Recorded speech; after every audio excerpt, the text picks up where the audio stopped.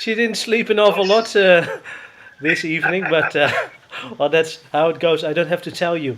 You're a father of four. I just got vague memories, and so I got a granddaughter, and Well, it's just great handing it back, knowing I can have a good sleep. well, you don't have to spend the nights, with your granddaughter, do you? All No, right. that's the beauty of grandparents.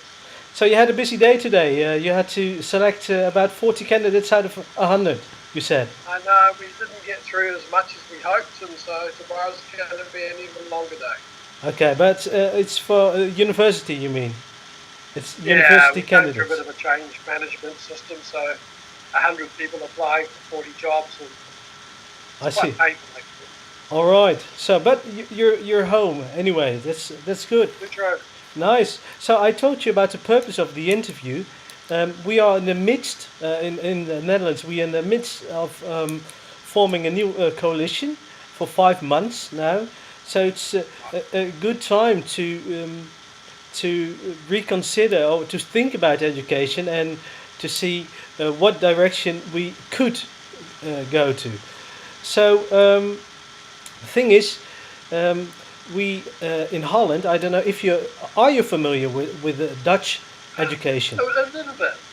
I've been there quite a lot over the last few years, and I have a group there through the Result who run the visible learning across many schools. Yeah. But I can't say I'm an expert, no. So, but do you know the Dutch system? Anyway, have you done research in Holland? Not really, no. Tell No. me a bit more.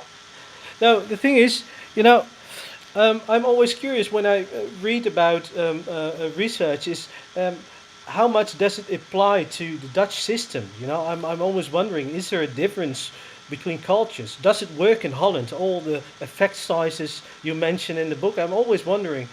Um, does it apply to Dutch people? Does it fit in our culture? Well, of course, each culture and its history is pretty important. But certainly over the last 5 or so years, as the Result team have implemented visible learning in your country, it's worked extremely well. Um, and so my answer would be yes. And certainly as I look around the Western world, there's a high level of applicability. Like we're working in around 20 plus countries at the moment, but they're nearly all Western or developed or close to developing countries. I think it would be a massive stretch if you took it to some of the more third world countries. I think there's so much differences there. Probably not. But certainly in your place, we've been doing it now enough years for me to say with some confidence, not only can it work, it is working. You've got some Okay, stunning so schools you've got there. data already from research Yes, or interventions that have been successfully implemented in Dutch schools, let's say. absolutely, yes. And you say it would be a massive stretch to apply it to third world countries. Have you got any experience in Africa, let's say, or Southeast Asia? Well, some yes, but the problem I would argue is that in countries where the between school variance is large, like they are in India and many parts of certain parts of Asia and Africa, then other factors become much, much more important than in the West. So no, I'd be extremely nervous about applying it in some of those countries.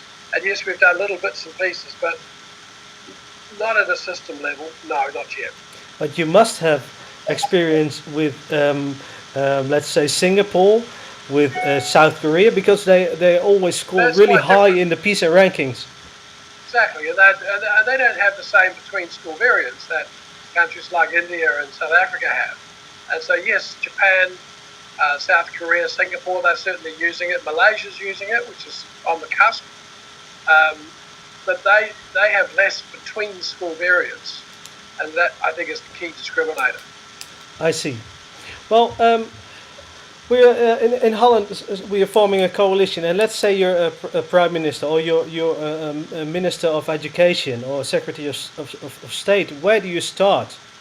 Where do you start when you talk about maybe applying your book? Where do you start as a? No, I would start there. Like when countries say to me or schools say to me they want visible learning, my first question back, what is the problem to which visible learning is the answer? And one of my worries in education is that we always rush to solutions We rush to new innovations. We rush to doing things. And sometimes the problem isn't that which the solution is there for. So I'm very wary about educators with solutions. And so in the Netherlands, I would certainly start with a very good diagnosis of the system, and in many ways, you're doing extremely well. The problem that, as I see, is happening in the Netherlands, let me start that sentence again, because I don't want to use the word problem. The situation, as I see in the Netherlands, is you have around between 60 and 70% of the schools, I would say, and teachers, I would say, are doing an excellent job in the sense that their students are gaining more than a year's growth for a year's input. Yeah. And so the problem in the Netherlands is, how do you scale up that success? And so you've got a very good starting point to work from. I see. So how do you scale up that success? But how do you measure that success? You say 50 to 60%. How do you know? Well, I look at the results from Pisa. I look at the results from CITO. I talk to the people in the Netherlands with the data, and like I look at many things, but two things in particular. I look at the achievement in the various areas, because I don't shy away from the fact that that's what a major role of school is. And I also look at the progress being made. Because if you just look at the achievement, then many of the schools where the kids start above average may or may not be doing well. So achievement by itself is not enough. I see. But I also look at one of the other issues, and the Netherlands does quite well in terms of its retention through high school, in terms of whether schools are inviting places for kids to learn, and what's the retention rate right through to the last year of high school.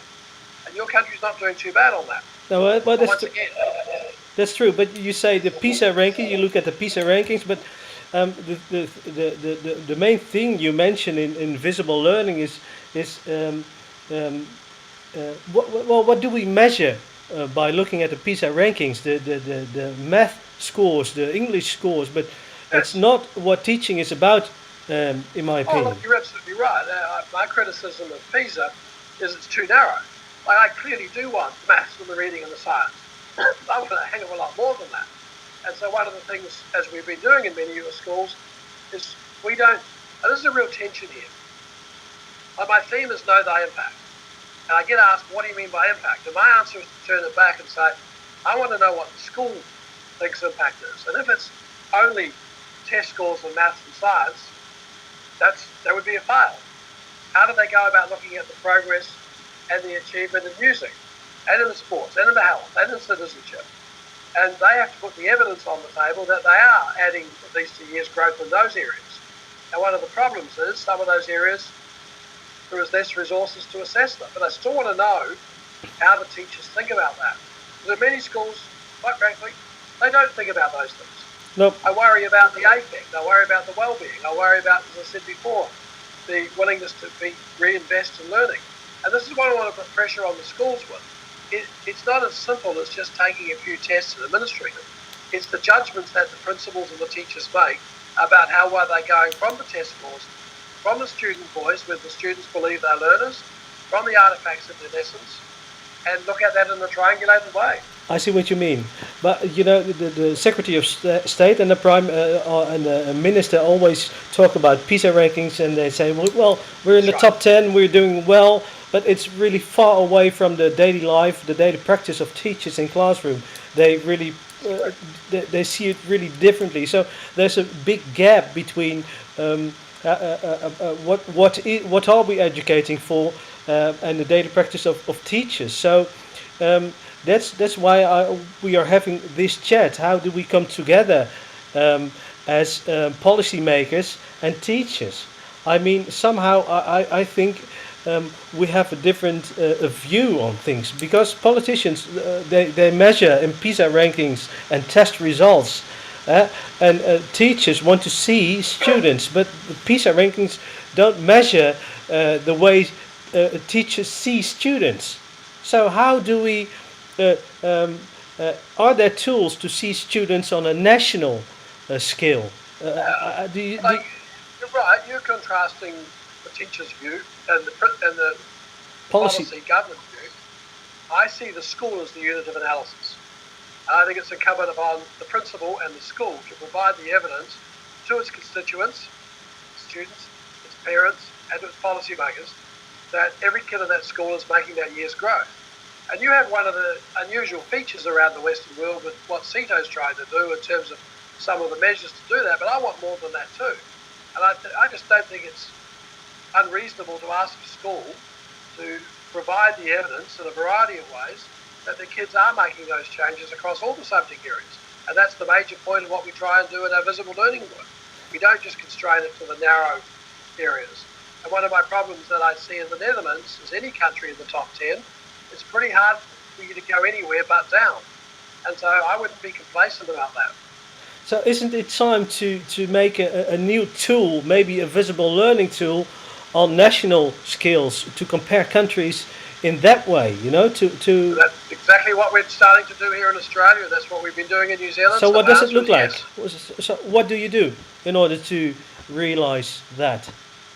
Well, we've created a tool that teachers can use, and one of the key features of it is that it's voluntary. The minute you make it compulsory, it becomes a game that schools play, and they're very good at playing that game. And the reason it's voluntary is we wanted the teachers to be convinced it's worthwhile. And certainly now it's been going, in New Zealand, it's been going 17 years. 70 to 80% of the teachers volunteer to use it every year, 4 times every year, 17 years later. So that's not a bad start.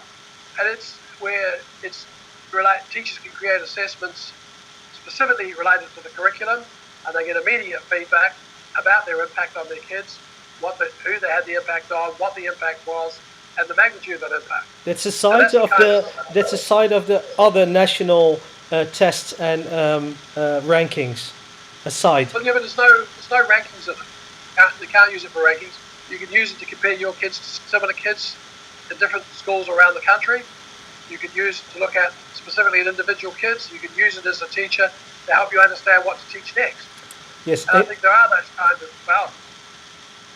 there are those kind of tools. There's not many of them because most tools are used to put thermometers into kids to see what the kids are doing. We're much more interested in helping the teachers understand what they're doing. That's exactly what I mean. We're at a stage in Australia at the moment where we're entertaining how we're going to build a similar thing here in Australia. So that would be a nice, nice next to the Pisa ranking, a different Correct. tool, a worldwide tool. So you've been experimenting with it in New Zealand and Australia. How about Europe? We'd love to have it in Europe. So who's responsible for implementing it in Europe? The teachers, the politicians, policymakers? This is where I think the politicians have to start. Like, the teachers in the schools don't have just to get it going. And like the other thing is, to measure progress is not a trivial thing to do, and it's unreasonable to expect teachers to know item response theory to know how to do this. We provide it all for them, and they don't need to know it. We want them to care about the decisions they make, the interpretations they make about their teaching. So no, I think it's a government responsibility to provide those kind of resources. But you can't ask teachers to focus on progress and gain if you don't give them the resources to understand the progress they're making. Of course. Well, that's the problem we're running into because I think you're exactly right when you say 50 to 60% of teachers are excellent. They know about their students. They have insights. The thing is, we don't have time. We work about research stated that teachers work over 40 hours more than average workers. So gaining insight. Yeah, but you've got to be careful here, because when I look at the distribution of your country around the world of teachers and see that 60+% of them are having a stunning job, and 40% they need to improve, that 40% has the same time as that 60%. I see what you mean. But still, we have to provide those teachers I agree with that. with extra time. And the thing is... No, it's not time. No, I'm sorry, no. It would be provide those other 40% of a different way of looking at how they use the time they have. I see. So I think it's fascinating that in the whole area of research, we talk about effectiveness, but we hardly ever talk about efficiency. And those teachers, 60% are that are doing a great job, yeah, I would agree with you. Yes, they are heavily invested in terms of the time they take. But I don't use that as a reason to say why those other 40% can't be like those others. Because it's a matter about how the teachers think. It's not necessarily what they do, not who they are. And I think that notion of how they think about their job, that 60-odd%, they think their job is for them to have an impact on kids.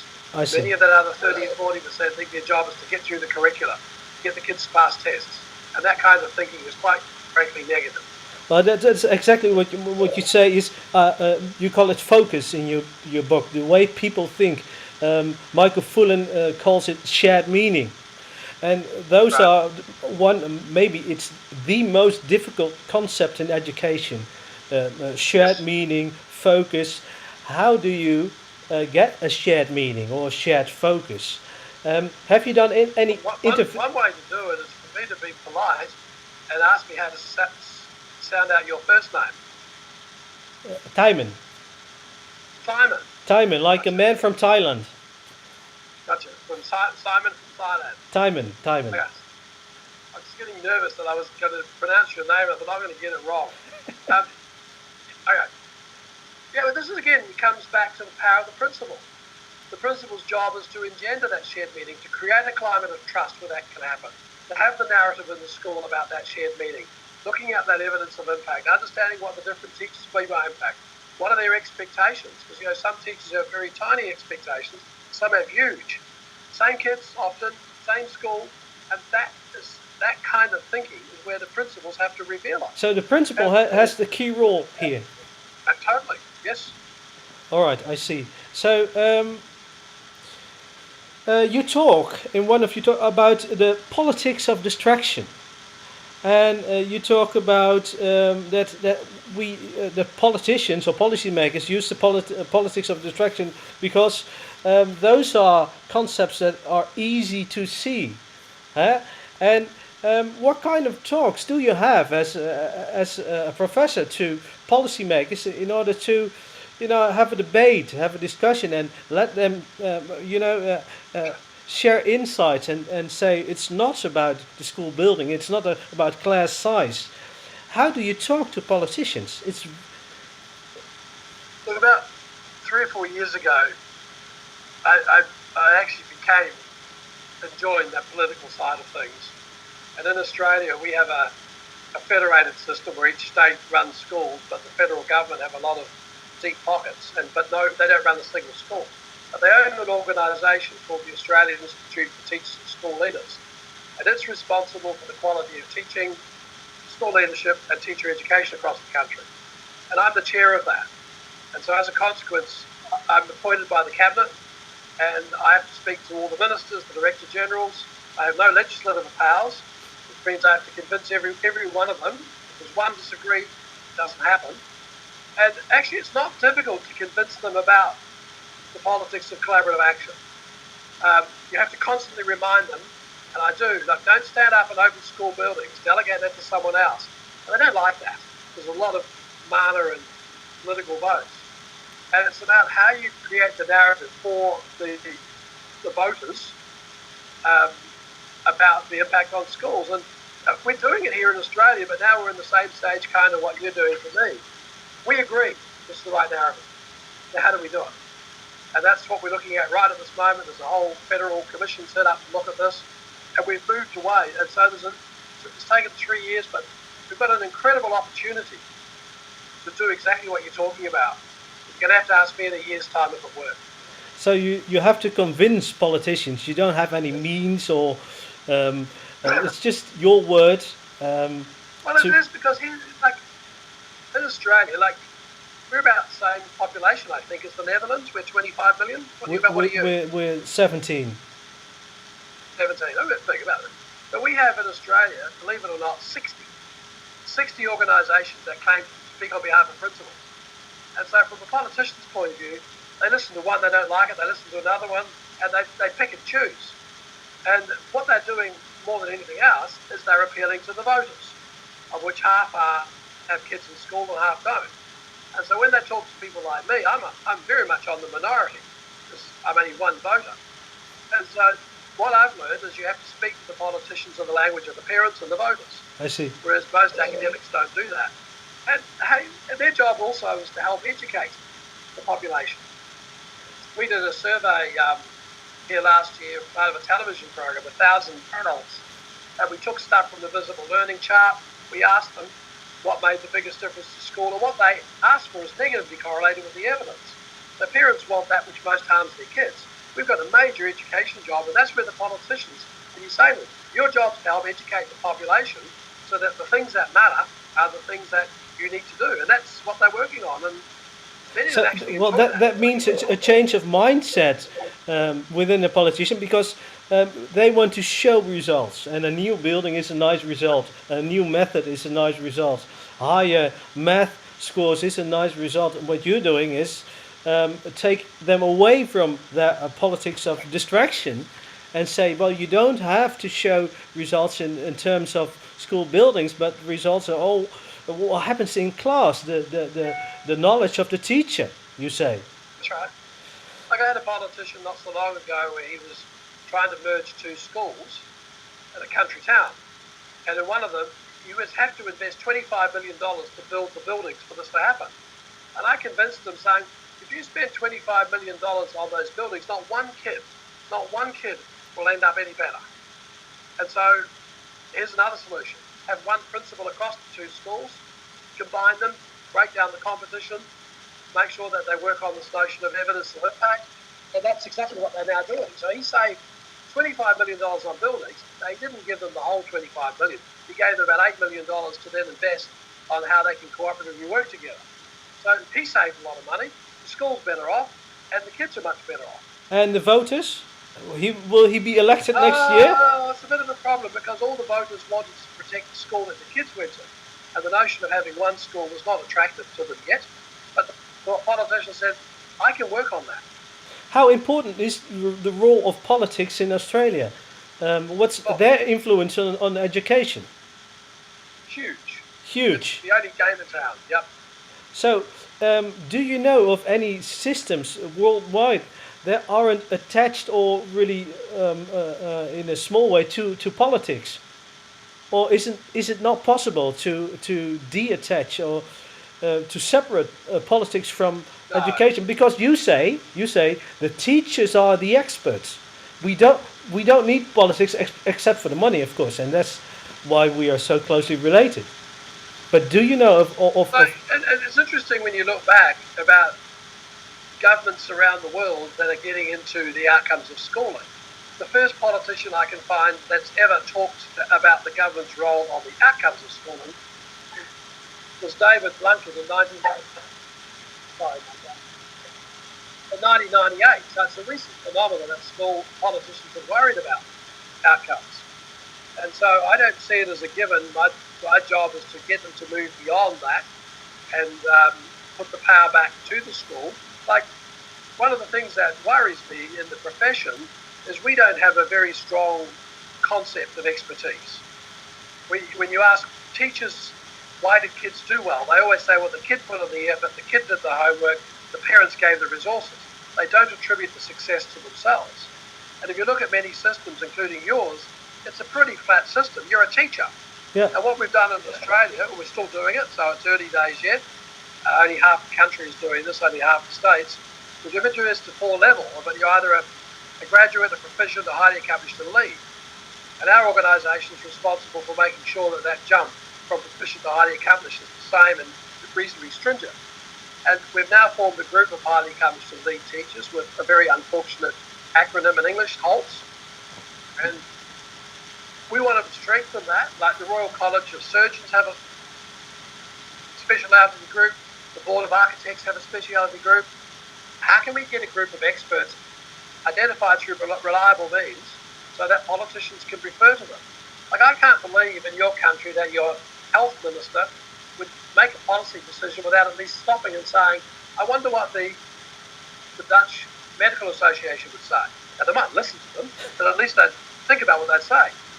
Education ministers don't do that. They don't say what would teachers think, because we're so divided, we're so anti the notion of expertise. Yeah. We privilege experience and we pay by experience. And so that's another thing that I'm desperate to change. Well, we have incredible expertise. We just don't recognize it. We do. And one of the countries that intrigues me most is Finland. And next month I'm going to speak with Mr. Heinonen. He's the Director General of you might know him, of the Finnish Education Board. And the thing that struck me most is the fact that they don't have a school inspection. How come? Nor does Australia. Nor does Australia. How come? How does it work? How does it work? How come we have an inspection in Holland, and how come they don't have an inspection in Finland? Why? What's the explanation? History. History. Yeah, like inspection systems can be expensive. Um, they can, oh my gosh, England's a good example. They can focus on the wrong things. They can be very compliance driven. They can be, and they are, the agents of the government to make sure things are happening. And you look at countries that don't have inspection, they're not necessarily better off or worse off than those that do. And so, like, New Zealand has an inspection system, and their role is to build the evaluative capacity of the school to do their own inspection. And that's a very good model. Now, they're struggling with it, but it's the right struggle. Other countries like England, they see their job as to go and observe teachers. Well, how deprofessionalising is that?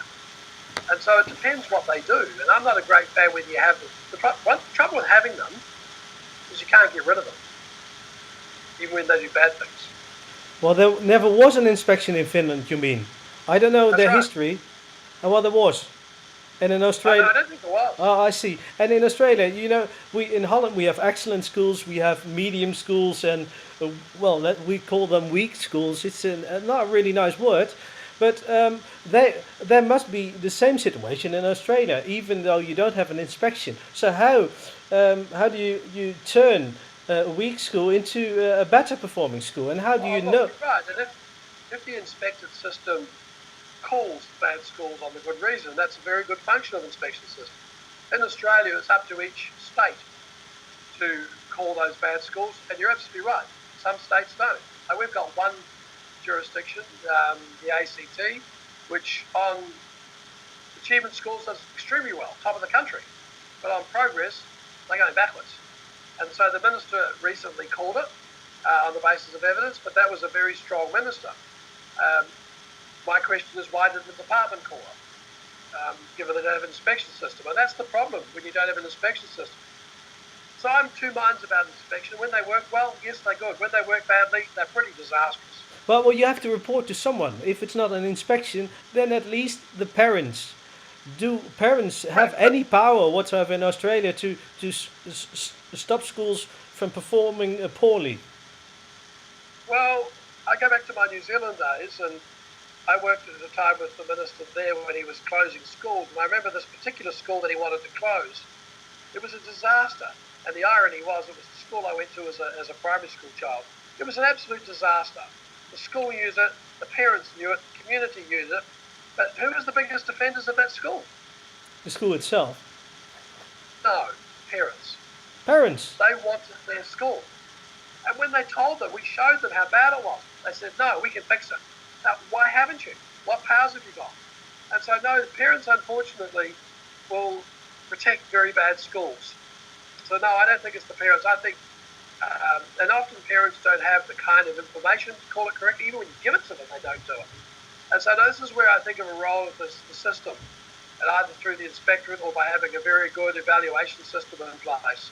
And yes, you're right. It's a bit of a weakness in our systems, because in a democracy, it's very hard for a government to stand up and say, we have invested in failure. And so that can be a very good power of, as in your country, the inspectorate system, if they do that. But even so, Finland has always been in the top 10 or top 3 when it comes down to Pisa rankings, although I don't think that's the best way to measure education as a whole. Simon, have you got elk envy? Excuse me? Have you got elk envy? Envious for elks? No. That's my joke about Finland. No, I don't get it. Finland's full of elks, right? Oh, that's true. Yeah. You got elk envy. I see. Well, that must be my English. Finland, Yeah. Finland, like, I'm not a, one of the things I do to every minister, and they change a lot in this country, and every director general, I say to them, in the term of your office, it should be a point of pride that you don't go to Finland, Shanghai, or Singapore. Well, have you got the courage to reliably identify the excellent schools in your own jurisdiction and go there? Why are you going to Finland? You've got great schools in the Netherlands. I see. Why aren't you privileging those? Yeah. And I have to say to you, Not a lot of spine out there. I see. It's much easier to go to Finland and Shanghai, pick up something you like and say, well, they do it. They're in the top 5 of the country. That's what we're going to do. Yeah, I see it happening. The history of your country. I see it happening. We have a nice concept which I really like from Sweden. It's called Kunskapsskolan. Maybe you know the concept of students being their own teachers and being owner of their own learning process. You know all the terms many people use. Can I give you some bad news? Well, tell me. Which country is the worst, going backwards the fastest in Pisa over the last 17 years? Must be Sweden. And why is it? Because you've done research. Yes, well, there's a couple of reasons. One is they have privatised a lot of their schools, and many of those schools aren't doing well, but the government can't do anything about them. And the second is what you've just said there, the notion that students are in control of their learning. It's an abject failure. Let's get real. If you don't know what's going on, if you don't know the stuff, you need an expert. You mean? Well, that's if you say if students are total owners of their own learning process when they don't have the skills to do so. And what you say in your book, Visible Learning, is you need a basic set of competencies, knowledge, in order to do so. So there must be systems where there's a good balance between being the owner of your own learning process and the role of the teacher, right? And you can't tell me that in Sweden all students aren't accompanied by knowledgeable teachers. I shall hope they are. But you're right. There's a point at which I want students to know what to do and they don't know what to do. But my argument is you have to teach them that. And it's like Vygotsky's zone of proximal development. It's where you need to be next with the help of an expert. And so on the one hand, I kind of hear what you're saying about we want kids to control their learning. On the other hand, for their first 10 or 15 years of life, we have a massive job for people to do that. I see. Well, one of the issues that are really ongoing in Holland now is the equity or inequity issue. And I saw an interview of you mentioning is the same issue in Australia. So what about the equality or inequity issue in Australia? How's it going? Oh, look, well, you're right. Excellence and equity go together, and you can't have one without the other. And like, we have some major issues in this country, but one of the ironies is, on the basis of the evidence, our biggest equity problem is in our top 40% of our kids. Those are the ones that we're failing the most. We're actually better with kids below the average, probably than most Western countries. Our teachers are pretty expert with those kids, but above the average, we're not so good.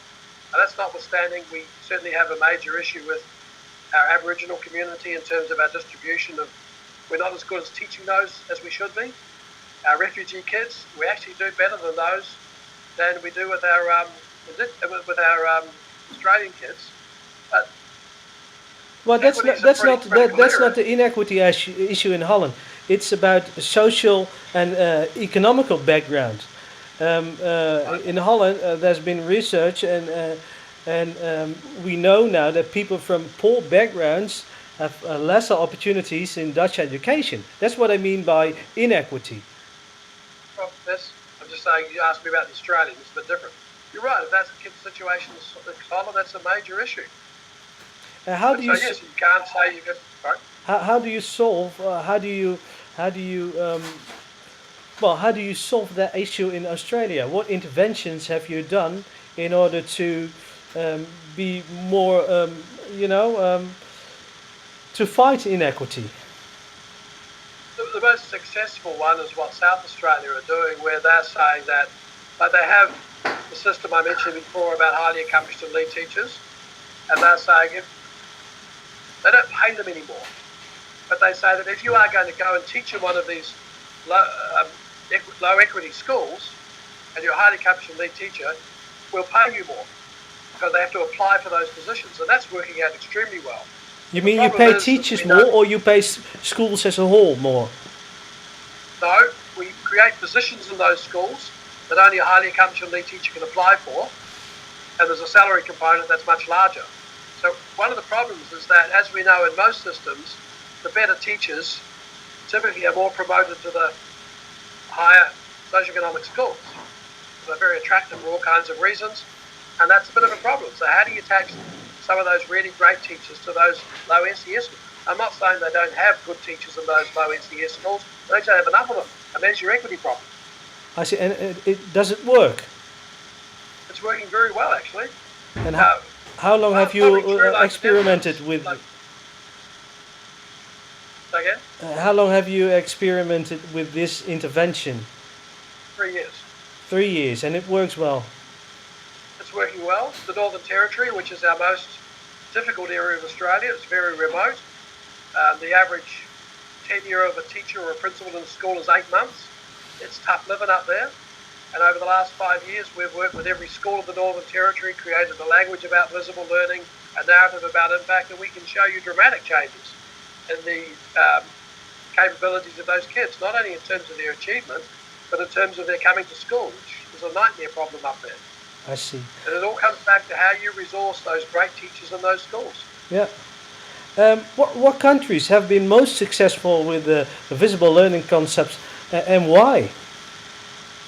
Well, the first part of the question is easy. The last part's hard. Like countries like Denmark are heavily invested.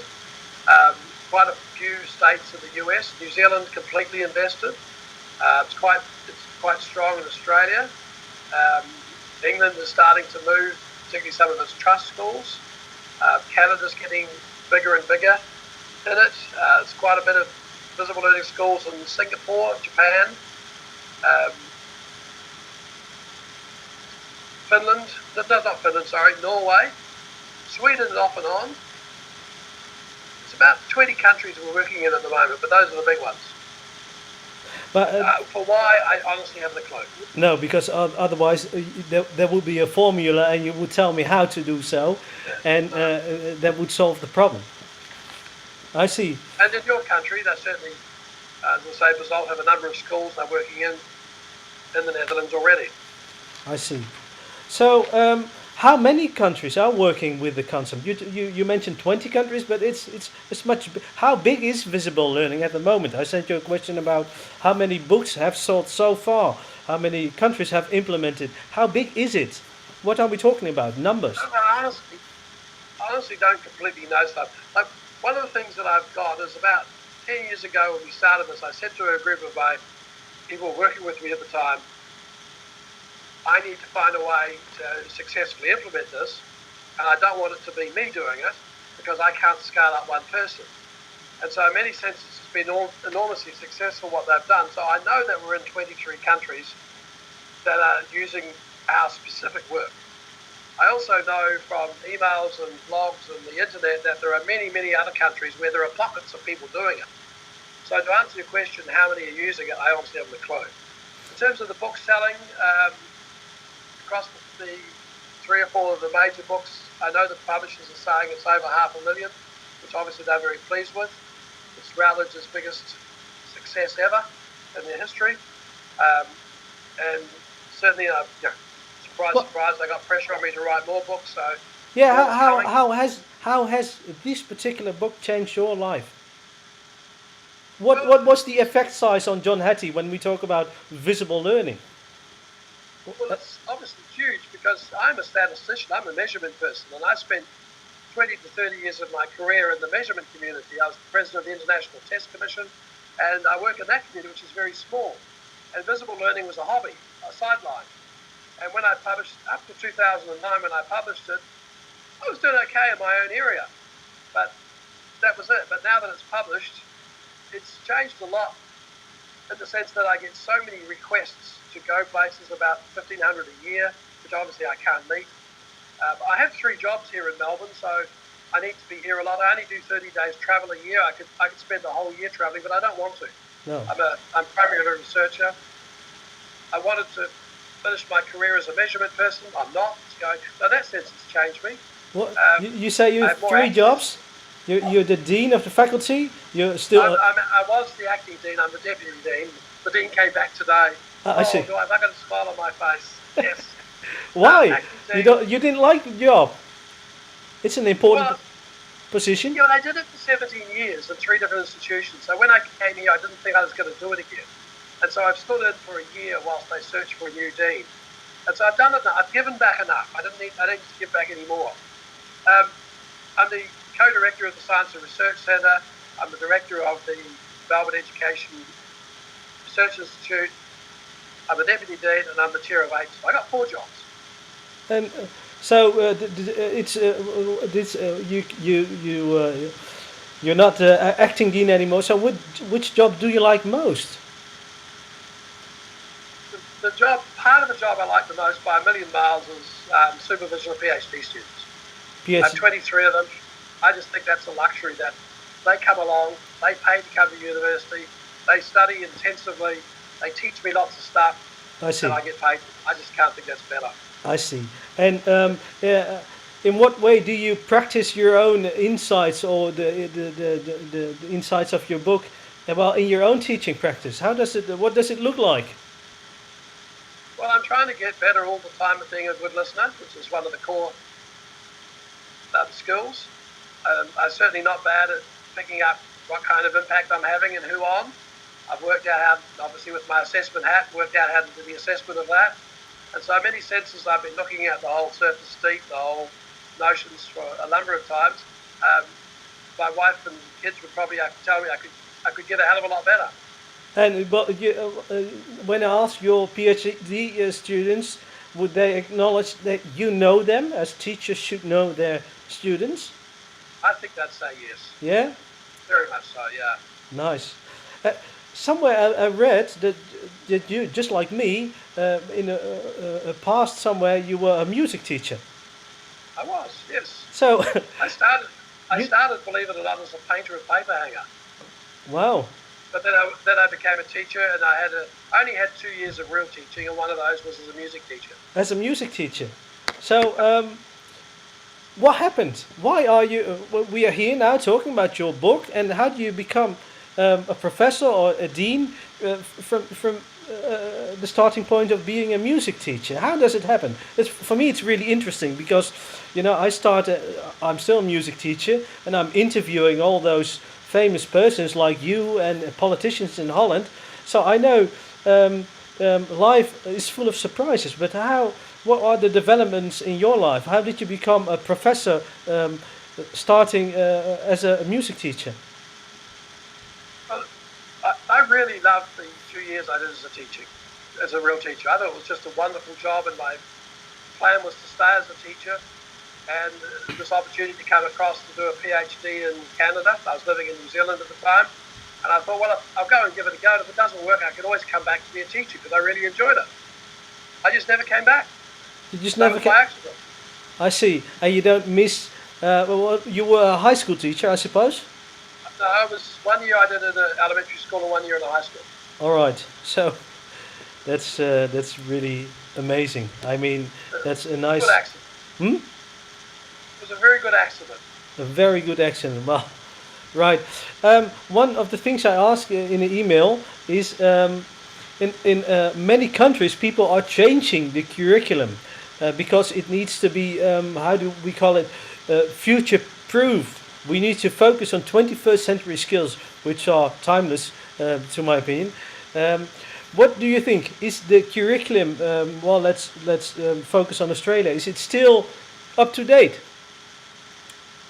Oh, look, I think that curriculum is a massive distraction. People love to think with the curriculum. Australia, the curriculum is 2,500 pages long.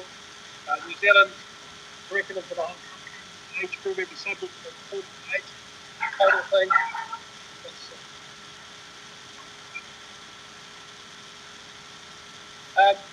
And like, I get asked quite often to go on curriculum committees. And I resist unless they agree to take half the stuff out, which they never do. Half the stuff out. So, yeah, but let's get real. Curriculum committees are groups of adults sitting around the room deciding what's in it. If you took all the curriculum across the Western world and put on a table, you'd find virtually nothing much in common. You'd find scope and sequence all over the place. You'd find some things in some countries, some in the other. Yeah, but countries are different. How can it be all be common? Countries are different. Of course, they're different. But it's not common. It's all over the place. And virtually no curriculum is based on how kids actually progress. And that to me is a travesty. And so I look at the New Zealand system where it's 40 pages. That's it, total. And you've got to wonder why we spend some time. And you said it yourself, future-proof. 21st century skills are exactly the things that Plato and Aristotle were talking about. What are we talking about? And the other thing is we're almost a fifth of the way through, so we better get busy. Yeah. I'm not a great fan of all that stuff. I think, get over it, guys. The Dutch curriculum is pretty okay. Yeah, you can tweak it. Worry about the assessments of that curriculum. Worry about triangulating that with the curriculum. Worry about whether the kids are getting the surface and deep learning appropriately. But don't tinker with the curriculum. We've done that to death. Are 21st century skills part of the politics of destruction? Yes. They are. I know. Well, let me clarify that. The kind of skills we're talking about, the reflection, the resilience, all those kind of things. We've just completed another synthesis of meta-analyses, but this time it's not on achievement, it's on how we learn. And one of the questions we asked is, can you teach those skills generically as 21st century skills apply, or are they only teachable within the content of the subject? And the latter is absolutely the case. So yes, I want those skills in terms of how you think about the content matter. Yep. And so to me it's surface and deep, but I don't want them generically, and that's what I'm opposing, the generic notion. I see. I don't want the Netherlands to set up courses on collaborative problem solving and critical thinking and creative thinking. Because whilst you can do it, kids love it, it makes no difference to any of the content. And that's what we want kids to do, is to explore ideas, powerful ideas. It's true. You also said that, for example, technology doesn't have any big impact on learning. But on the other hand, there's many companies, there's a big market out there who demands students to be digital literate. So schools want to develop those skills in order to be ready for the job market. So how do you balance between the job market and well, you say there's no effect size when you talk about technology. So where it's very difficult as a school, because you want to prepare students for future jobs, don't you? Yeah, but I want to turn that around a little bit. If you look over the last 50 years, there's been 140 meta-analysis on technology, and the effect size has been small and been small consistently for 50 years, despite massive changes in technology. So my question is, why hasn't it worked? Not whether it should or it shouldn't. It hasn't worked. Now, my goodness, we better get smart about this, because the kids are miles ahead of us in the use of technology. And like, one of the things I see is that so often the technology is used to do something the teachers were doing already. So who's surprised it doesn't make a difference? If you used it for knowledge production, the effect size goes up. If you use it the social media side of it, in terms of getting kids to talk, make mistakes, acknowledge mistakes to the teacher and amongst others using the social media part of technology, it can be very successful. So I think the argument is not that I want to get rid of it, but we have to be a damn sight smarter in learning how to use it and use it effectively, because over 50 years we haven't. I see. And you talked about social media. In Holland, the kids are really attached to their phone, and I see in my classroom that's very difficult for them to use their phones for their learning process. How are Australian kids doing? Are they able to use it in their benefit? Not a hang of a lot, not the phone stuff yet. There's not a... No, I don't see a lot of effort at that. But again, I'm watching some studies we're doing at the moment where we're getting kids to acknowledge what they don't know. It's very hard to have it in the classroom, and most teachers don't actually let it happen. And a kid will ask another kid or ask a teacher a question on their phone app, kind of like Facebook, but not Facebook. It's got lots of negatives, but software like that. They'll ask it even when the teacher's standing beside them, but they wouldn't ask it verbally. And so I think there are some powerful uses of those tools. But at the moment, you're right, we tend to ban them generically. We're not very good at using them. But then, take the notion of making errors. You've got to go back to how the teacher thinks. They've got to think that it's okay for kids to make mistakes. It's okay to have a trusting environment where that happens. And then the technology can work. But if they don't think that, technology is not going to make a difference.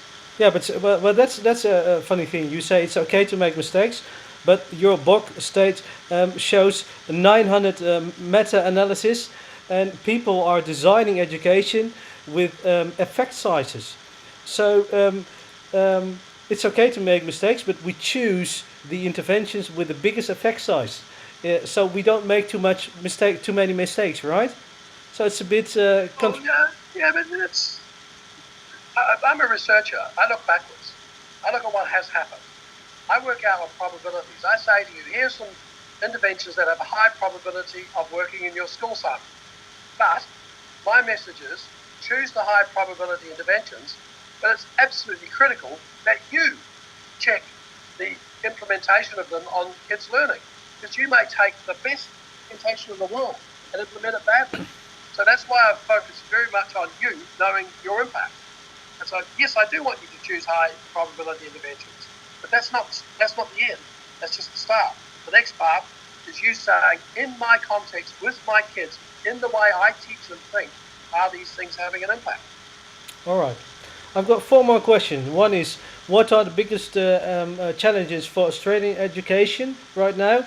What are the biggest challenges worldwide? The third question is, what's your message to Dutch politics? And the last question is, what's next when it comes to your ambitions and your work? So the first question is, what challenges? The answer to the first three are very similar, and that is, we've got the privileged expertise. The profession does, politicians do, and the parents need to do this. We've got to come up with systems where we can reliably identify the expertise. And that's not easy, but that's what we're focusing very much on at the moment. Because my biggest fear, as I see in some parts of the world already, is we're losing the expertise. So we're saying anyone can be a teacher, amateurs can be teachers. You don't need teacher education to become a teacher. You don't need to worry about professional development to be a teacher. And we are losing the most important part of what we do, and that is the expertise. And that's my absolute focus, is how we can get the profession to acknowledge that. And because if they don't, no one else will, and that's the first problem. I think that's the biggest worldwide problem. I see the diminution of expertise is the most serious problem in our business. I see. So that goes for Australia, that goes worldwide. We talk about Yes. the Netherlands. All right. We've got so much talent in our system at the moment. Why aren't we recognising it? Excellence is all around us. We're just not recognising it, and we're going to lose it because we don't recognise it. Yes. Well, that's well. We come to the message to the politicians. We've got so much knowledge, but somehow it doesn't reach the politicians or the policymakers. There's a Dutch person. His name is Jelmer Everts. He wrote the book "Flip the System," and he's talking about the knowledge of teachers. Use the knowledge of teachers, and we need a bottom-up system. So my question: Come on, teachers, let's do it. Come on, teachers, let's do it. What's your message to Holland when it comes to education? We are in the midst of forming a coalition. What's the best tip you have? I would want you to follow the politics of expertise. I want you to devise a system where you can recognise steps in the ladder of expertise, reliably identify that. You take any other profession, and people apply for jobs in other professions on the basis of their competencies and what they can do. In our profession, it's very much years of experience. We have to turn that around and recognise that expertise. You can be in a school 30 years and still be at the graduate or proficient level. You can be a 5-year teacher out. You can be at the highly accomplished or lead level. Yeah. We're not very good at doing that, and that's what we need to break down, and that's what I'd love to see happen. It has to be reliable. You can't beat up the teachers to do it. You have to carry them with you. And that's one of the things we do on AITSL very well. We carry the profession. We have 1 million hits to our webpage every month from the profession. And so we serve the profession extremely well. They have a lot of confidence in us, and we need an organisation in the Netherlands to do that, who can then say, as we do, to the politicians. And this is what the teachers are also asking for. Whereas, unfortunately, your country's done this, many other countries have done this. You tell the teachers, you talk down to them. Yeah. We have to include them in the solution, and I'm always, and like the visible learning story is easy. have you got the courage to identify those teachers in those schools that are getting that year's growth for a year's input? Form a coalition of success around those and invite the others in. That's it. So it's kind of visible learning for politicians. Recognize your teachers and recognize their talents. So what we do in classroom, politicians should apply when it comes to the teachers in Holland. Visible learning for politicians. And to the principals. Yep. Great. Last question, John. What are your plans, your ambitions? What's next? What can we expect from you in Holland? Well, next year I start moving to retirement, moving down to the beach house, writing books, keeping up with the graduate students. I have grandchildren, looking forward to working with them. I don't think I can stop what I'm doing though. No? And how about music? When you're retired, will you play the guitar again? I was a clarinet player. Oh, clarinet player. What music do you play? I studied flamenco guitar. Oh, excellent. Yeah. I'm clarinet. And my argument is I've lost my wind, the brochure there. So I might start that again, but the plan is to buy a piano from down there and I'll go back to piano. Last year we went away for a month. The place we went to had a piano and I fell back in love with it. So I'm a bit rusty, but that will be the other part of it. Well, you haven't played the clarinet ever since you became a professional. Oh, every now and then, and I can still do the fingering and it's just after about 10 minutes the old the cheeks start to go through lack of practice. All right, so we can expect more books. Yes. You won't completely retire because it's in your blood to be an activist. You're an activist, right? Yep. So I would like to thank you very much for this interview and taking the time to talk to. I'm just a teacher, but you see, if you just ask, you can get a long way. And it was really an honor and a pleasure to have you. You're going to go and teach a class. I've got to teach class very soon. So, but that's the best part of the job: teaching and being in contact with my beautiful students. So, John, I hope to shake your hand in Holland one day, and see you next time. Have a great day. Thanks, mate. Okay. Bye bye.